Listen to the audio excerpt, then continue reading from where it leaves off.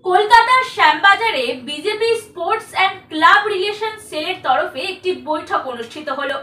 ৭৫টি ক্লাব সংগঠনকে নিয়ে হলো এই বৈঠক। সকলেই বিভিন্ন বিষয়, অভিজ্ঞতা এবং সমস্যার কথা তুলে ধরলেন এই বৈঠকে। কলকাতার শ্যামবাজারে ৭৫টি ক্লাব সংগঠনকে নিয়ে BJP sports and club relation সেলের বৈঠক হয় রবিবার।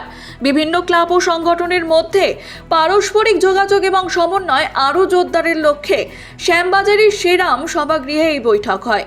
প্রায় ৭৫টি ক্লাব ও সংগঠনের প্রতিনিধিদের সঙ্গে নিয়ে বিভিন্ন বিষয় নিয়ে মতামত বিনিময় এবং ভবিষ্যৎ কর্মপন্থা নিয়ে আলোচনা হয়। উপস্থিত ছিলেন BJP sports and club relation সেলের রাজ্যের কনভেনার দীপঙ্কর মোদক।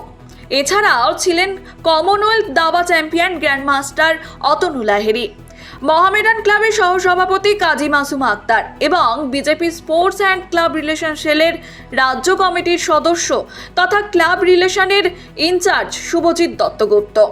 বৈঠকে বিভিন্ন ক্লাব ও সংগঠনের প্রতিনিধিরা তাদের সংগঠনের বিভিন্ন বিষয়, সমস্যা এবং ভবিষ্যৎ পরিকল্পনা তুলে ধরেন। আলোচনার মূল বিষয় ছিল কিভাবে বিভিন্ন ক্লাব ও সংগঠন নিজেদের কার্যক্রম বজায় রেখেও বৃহত্তর সমন্বয়ের মাধ্যমে একসঙ্গে কাজ করতে পারে। বৈঠকে ক্লাবগুলির সামাজিক ভূমিকার বিষয়টিও গুরুত্ব পায়। খেলাধুলার পাশাপাশি যুব সমাজকে ইতিবাচক কর্মকাণ্ডের সঙ্গে যুক্ত করা, সামাজিক ও সাংস্কৃতিক কার্যক্রমে অংশগ্রহণ এবং এলাকার বিভিন্ন কর্মকাণ্ডে ক্লাবগুলির ভূমিকা নিয়েও আলোচনা করা হয়। Bureau report, Hindustan news point.